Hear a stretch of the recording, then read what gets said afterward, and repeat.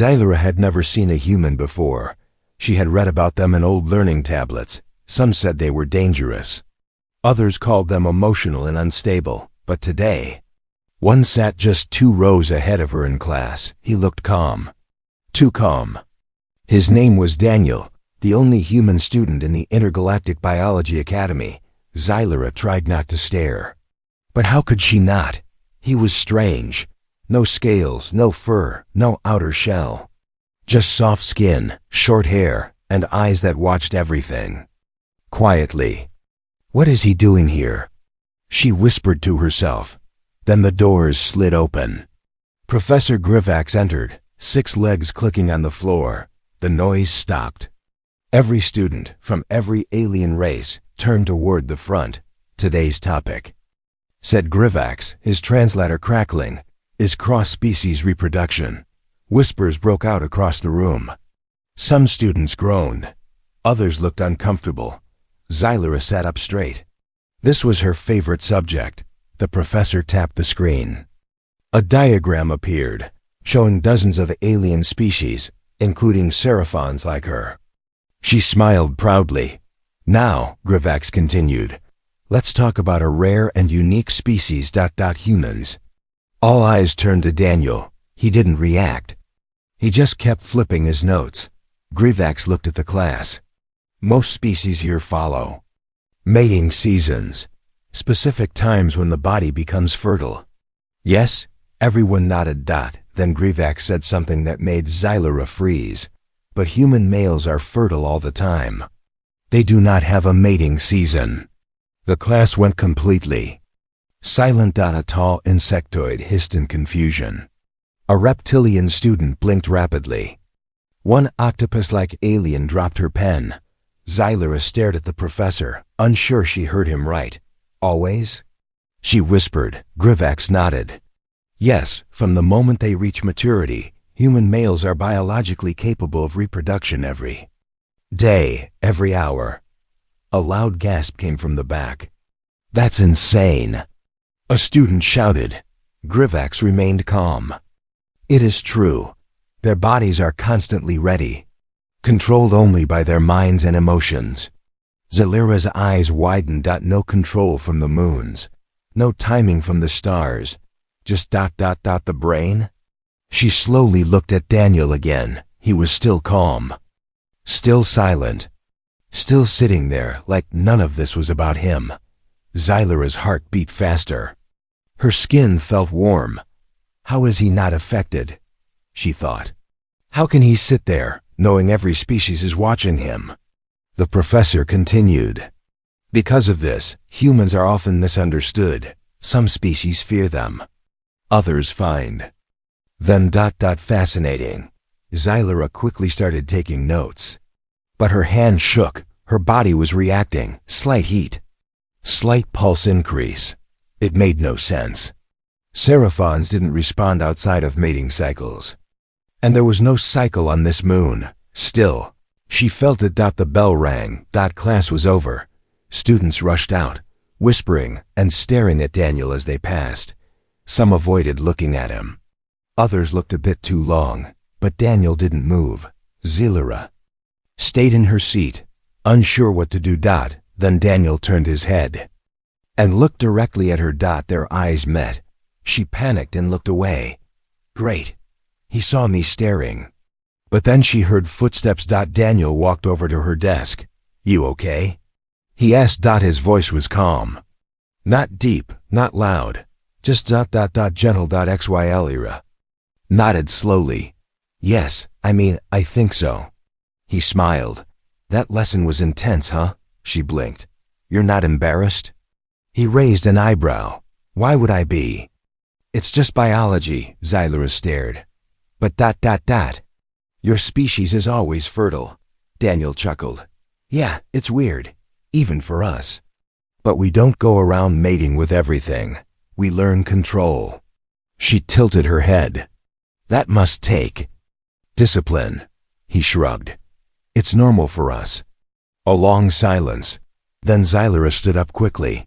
I want to study you. Daniel blinked. What? For science, she said quickly. I want to understand how your body works. Why my system is reacting even though it shouldn't be." He laughed softly. "You're brave." "I'm a student," she said, trying to sound confident. "And this is important research." Daniel nodded. "All right, I'll help. As long as it's not weird." She smiled, just a little. "Science is never weird." He laughed again, then walked away. Xylera stood there, frozen. Her body still felt warm. Her heart still beat fast. And as she watched him disappear around the corner, only one thought remained in her mind. This human is dangerous. But not because he's always fertile. It's because he makes me feel something I can't explain. Xylera was dreaming again. She stood on a field of fireflies, their lights blinking like stars. In the center stood a human, Daniel, bare-chested, glowing with heat. He looked at her, calm as always. Then he spoke. "Why are you afraid of what you feel?" She woke up in a cold sweat. Her skin was glowing. Her breath was fast. Again. This was the third time that week, and the only common factor was him. Xylera stared at her reflection in the mirror. Her skin shimmered slightly, and her scent markers were faintly active. "This is not science," she whispered. "This is something else." She made a decision. She messaged Daniel, "Meet me at the bio lab. I need to study you, for real." His reply came seconds later. "I'm already there. Let's do this, science girl." The Academy's biolab was quiet and dim. Blue lights shimmered across metallic walls. Scanners and tools floated gently around. Daniel was sitting on the edge of a lab table, sipping something warm. He wore a sleeveless top, and his arms were toned firm. Warm-looking. Xylera entered slowly, datapad in hand, heart racing. Daniel grinned. "Didn't think you'd actually show up." "I'm here for research," she said firmly, though her voice trembled slightly. "Of course," he replied. "Science. Only." She cleared her throat and activated the room's privacy shield. The glass walls turned opaque. "Step 1, she said, walking over. "Body temperature scan." She held the scanner to his chest. It beeped. "Heat level. High. Normal." "For a human," she mumbled, taking notes. "Want me to take my shirt off?" Daniel joked. She stared at him blankly. "Is that necessary?" He laughed. "No, just teasing." "Please do not tease during research," she said flatly. Though her heart jumped, she moved closer, checking his arm for pulse. Her fingers brushed his skin, warm, alive, responsive, heart rate. "Normal," she said. "Muscle tone. Strong." Daniel tilted his head. "What about emotional effect?" She blinked. "Excuse me?" "You said your body reacts. Are you reacting now?" Xylera looked at him, stunned. "That's not part of the test." He leaned forward slightly. "But it's real, right?" Her skin shimmered brighter.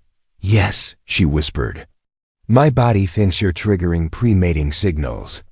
Even though I know you're not doing anything." Daniel nodded slowly.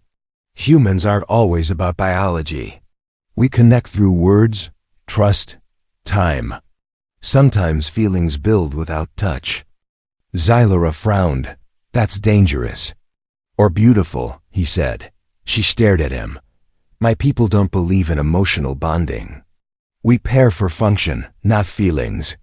Daniel looked down at his hands. "Then maybe that's what scares you." Silence filled the room. Then she asked, "Can I ask you something strange?" He smiled. "Coming from you, I expect it. Have you ever connected emotionally with a non-human?" He raised an eyebrow. "Not until now." Her breath caught. She stepped back, needing space, needing logic. But the air felt heavier. "This is not mating season," she said to herself. "There should be no signals, no bond." But her heart didn't care. Her body was responding. And Daniel, he was just sitting there, patient, respectful, safe. "You're confusing everything," she said out loud. Daniel stood slowly. "I can leave if it helps." She stared at him. No, stay. He paused. So what's next in your experiment? Xylera hesitated, then looked at her datapad. Step 2. Emotional proximity test. She walked forward and sat beside him. Close. Very close. She didn't touch him. She didn't need to. Her body already reacted. Soft glow. Rising heat. Scent release. Daniel didn't move. He didn't speak. He just let her be. And in that quiet moment, something shifted. She wasn't afraid, not of him, not of herself. She was curious, and maybe, just maybe, beginning to understand why human males didn't need a mating season.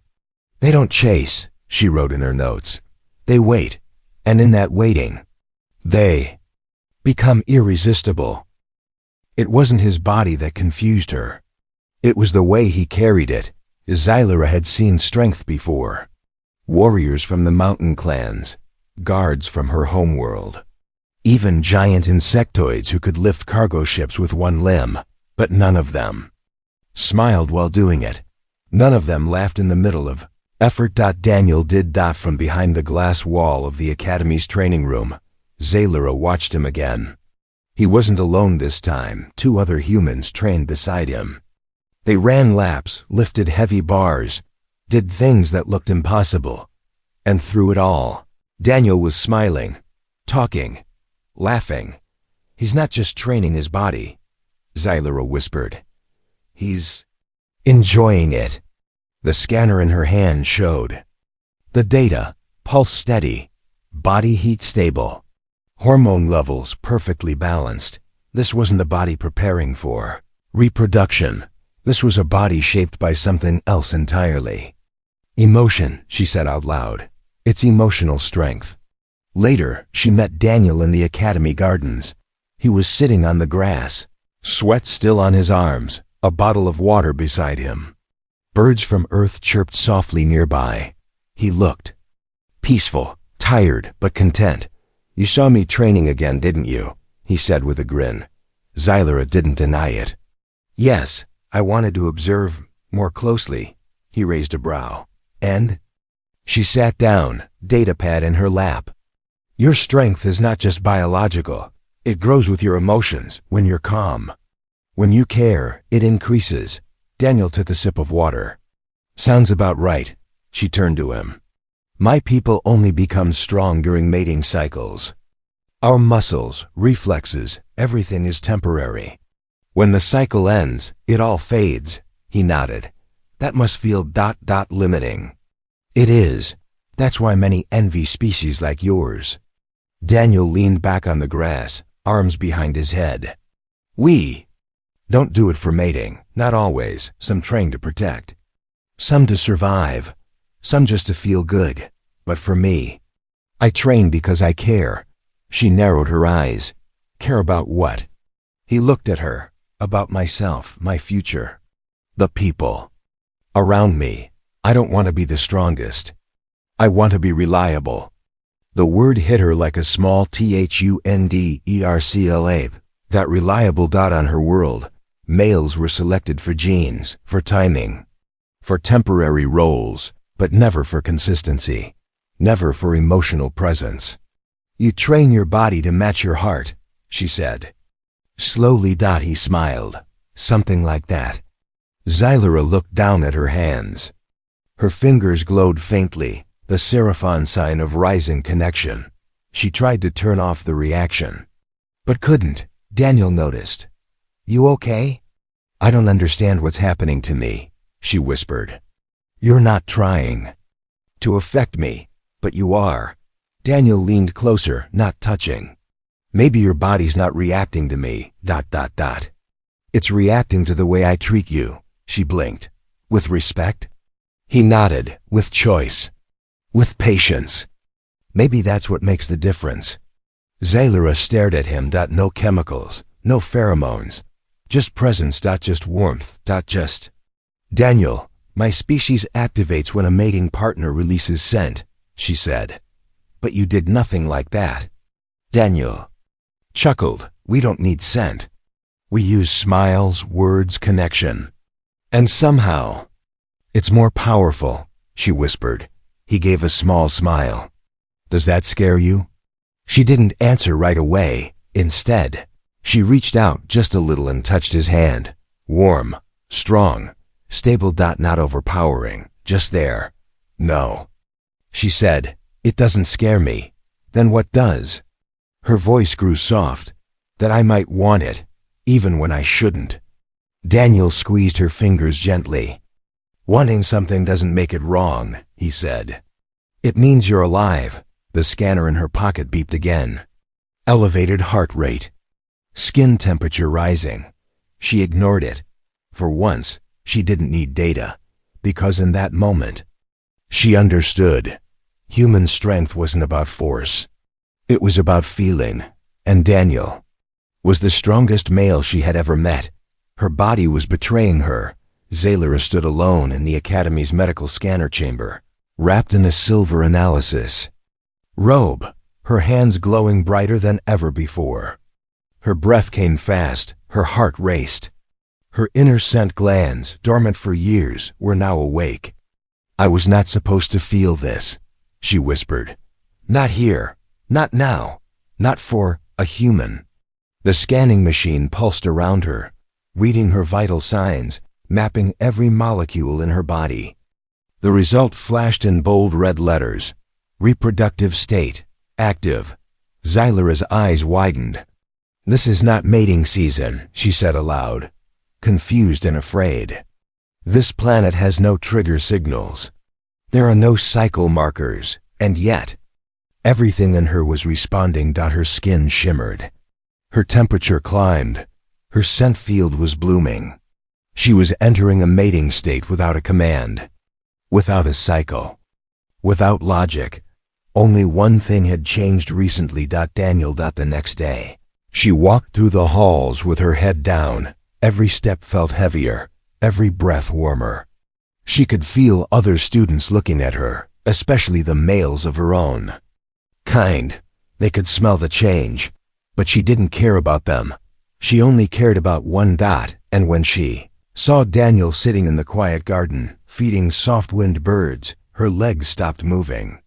He looks peaceful, she thought, and yet he causes a storm inside me. She slowly walked over. He noticed her before she spoke. You okay? He asked gently, smiling. Zaylera sat beside him. Close, too close. I scanned myself, she said softly. Something's happening. Daniel turned to her, concern in his eyes. Are you sick? She shook her head. No, my reproductive systems are activating. Fully, Daniel blinked. But you said your kind needs a trigger. A season. I do, she replied. And yet, it's happening anyway. Daniel was quiet for a long moment. Then he spoke carefully. Do you think I did something to cause it? Zaylera looked at him. You did nothing. You were kind. You were near. You were present. She paused. Maybe that's all it takes. Daniel leaned back against the tree. Is that dangerous? 4. Emmy, she whispered. Yes. She looked down at her hands. They glowed with heat. She could feel her inner chemistry shifting every time he looked at her. I feel like I'm on fire, she said, eyes wide. And not from fear, from want. Daniel didn't move closer. He didn't even touch her. Instead, he asked, do you want it to stop? Zaylera opened her mouth, then closed it. I should say yes, she thought. But my body is screaming. No, she looked at him, the only human male she'd ever known. Strong in ways she never understood. Gentle in ways her people never taught. I don't know, she whispered. Daniel nodded slowly. Then let's not rush anything. You lead, I follow. That response sent another wave through her system. Not because it was romantic, because it was safe. Why does safety make my biology go wild? She muttered. Daniel laughed. Probably because you're realizing something big. She looked up at him. What? That your body's not broken. It's finally awake. That word hit her hard. Awake. She had lived like a machine, waiting for her cycle, waiting for orders. waiting to be chosen by genetics and numbers. Now, for the first time, she was choosing. Her body wasn't reacting because it had to. It was reacting because it wanted to. I don't understand all of this, she admitted. But I know one thing. Daniel tilted his head. What's that? She reached out, fingers trembling, and touched his wrist. Just lightly. This is not science anymore. Daniel smiled softly. Then what is it? Xylera took a deep breath. It's something only humans seem to understand. Feeling? She nodded. And my body is feeling everything. The stars had never looked so close. Xylera stood on the edge of the sky bridge, high above the academy. The wind was soft. The night was silent. And above her 1,000,000 stars burned like watching eyes, but they weren't watching her. She was watching him. Daniel stood a few feet away, his arms crossed, his eyes glowing with starlight. He hadn't said a word yet. He was waiting, because she had asked him to meet her here, because she finally had something to say. Her heart thudded in her chest like a war drum. Her body was warm again. Her skin glowed softly under her robe. Every part of her felt alive, heavy with tension, ready to break. She took a shaky breath. Daniel, she whispered, something's happening to me. He turned to face her, calm as ever. I know. That answer hit her harder than she expected. You. No. He stepped closer, slow and careful. I've seen it in your eyes, heard it in your voice, felt it in the way you look at me. Xylera stared at him.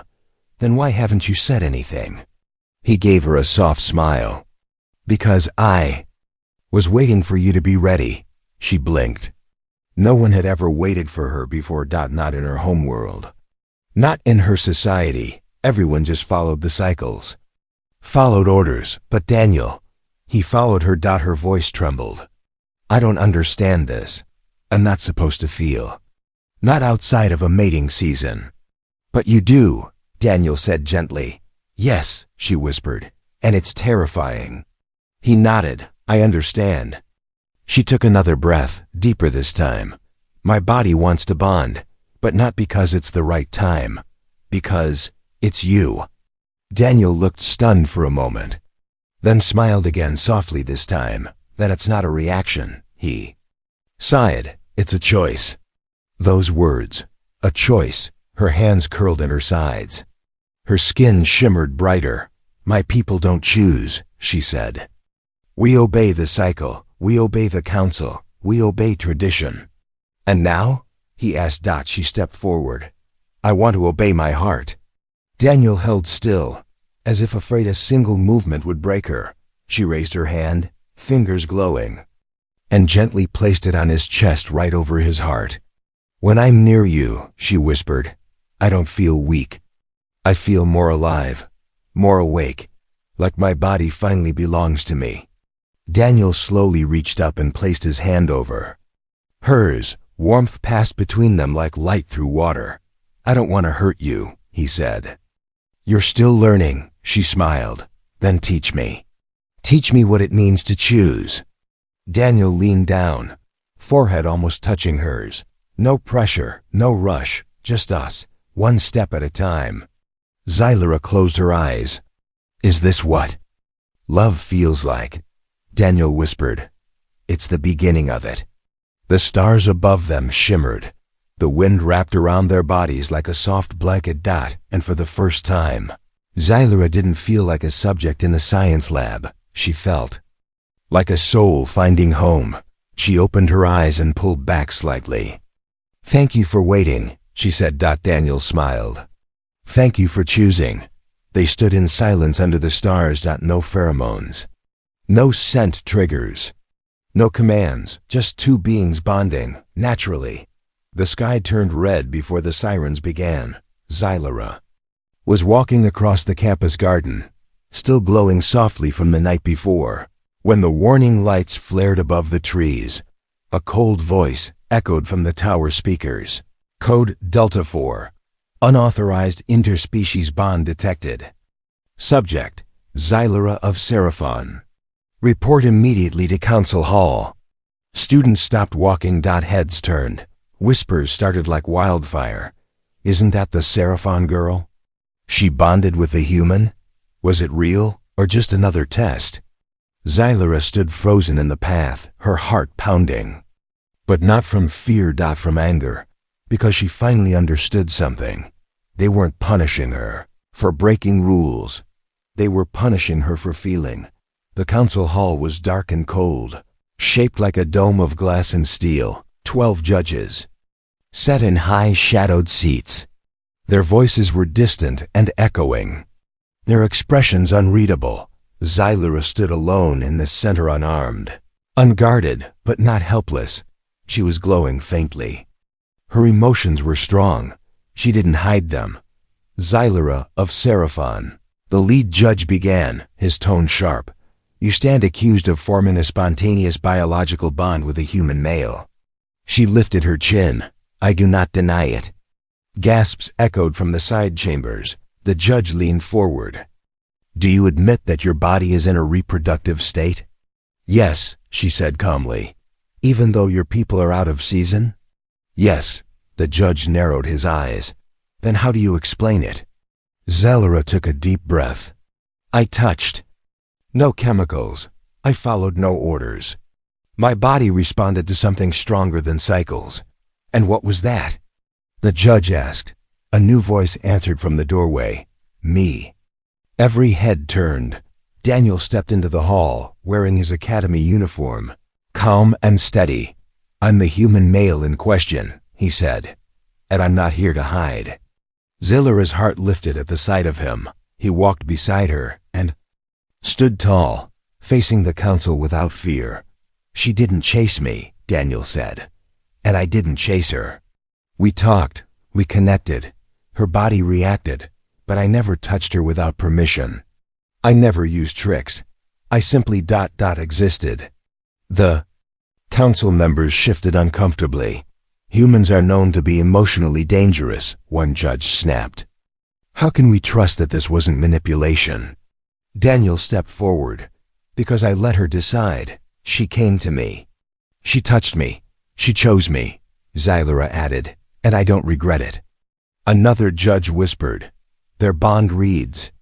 Unstable, new, fragile, but real, Daniel said. And isn't that what makes it strong? The room went quiet. The lead judge leaned back. Then here is our judgment. Everyone held their breath. We will not punish you, but we will not celebrate you either. Daniel and Xylera stayed still, waiting. Your connection will be monitored, watched, studied. If it survives, we will consider allowing more human-alien bonds. Daniel looked at Xylera. She nodded. Adoptable quotes we accept, they said together. The council dismissed them. But before Xylera left, she turned one last time. You tried to make me feel ashamed. But I've never felt more alive. And if that's dangerous, then maybe the danger is what we've needed all along. Silence. Then the chamber doors closed behind them. Outside, under the blue moons, Xylera and Daniel walked side by side. You really said that in front of the council? Daniel said with a grin. She smiled. I wasn't going to let them define me anymore. He paused. Do you think we're ready to be an example? She looked up at the stars. No, she said. But we'll become one. And together. They stepped into the unknown, watched by eyes from every race, followed by whispers, surrounded by fear, but also finally understood by each other. She used to believe the stars were cold. To Xylera, they were just distant lights, far, beautiful, and unreachable, like dreams, like love. But tonight, standing in front of the Academy's main auditorium, the stars above her didn't feel cold anymore. They felt warm. They felt close, just like him. Inside the hall, hundreds of beings from dozens of worlds sat waiting. Some were curious, some were doubtful, some were afraid. Xylera stood on the stage, calm but glowing softly. Her scent field was stable. Her body was quiet, but her heart was loud. Behind her, the presentation screen showed her title in bold glowing letters. The human bond, a new understanding of constant fertility and emotional choice. The room dimmed. She began. When I first learned about humans, I was told they were dangerous. That human males were always fertile, always ready, always unpredictable, and I believed that made them a threat. She looked at the crowd, but then I met one. He didn't chase. He didn't pressure. He didn't hide. He simply stood still and let me come closer. The screen behind her changed, showing quiet images, Daniel laughing with students, helping a small alien child reading alone in the library. At first, I thought my body was broken. I reacted to him without warning.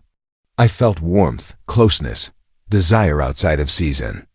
That was impossible, but it wasn't. She stepped forward. I wasn't broken. I was becoming free. Gasps rippled through the audience. Xylara's voice didn't shake. Human males are always fertile, not because they're wild, but because they are open. Open to bonding, to emotion, to connection every day, not just when nature commands it. They are strong not because of power, but because of patience. A young alien student raised a hand. So you're saying, emotion activates your fertility now? Xylara smiled. No, I'm saying choice does. After the lecture, as students asked questions and others debated, Xylara stepped outside for air. The garden was quiet. Then she felt a familiar presence. Daniel stood by the tree. They first sat under. He didn't speak. Just waited like always. She walked to him slowly. He held something in his hand. It was a simple necklace. One made of polished stone, engraved with both their names in old Seraphim script. I made it in the crafts lab, he said. Don't laugh. She touched the pendant gently. It's beautiful, she whispered. Why give this now? Daniel smiled. Because I'm not just your example anymore. I want to be your partner. She stared at him, heart full. Not a temporary bond, she said. He nodded. No cycles, no seasons, just us. She took the necklace and placed it over her head, the stone resting just above her heart. Then this is real. Daniel pulled her close, not tightly, just enough.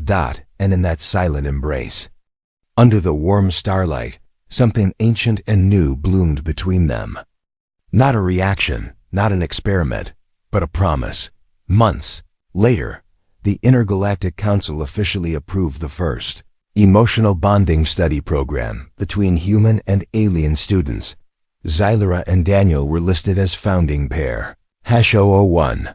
Their story became a symbol not of mating, but of understanding, of freedom, of love born from choice, not command. And for the first time in Academy history, students from over 20 worlds began lining up, not for science, but for something far deeper, something human.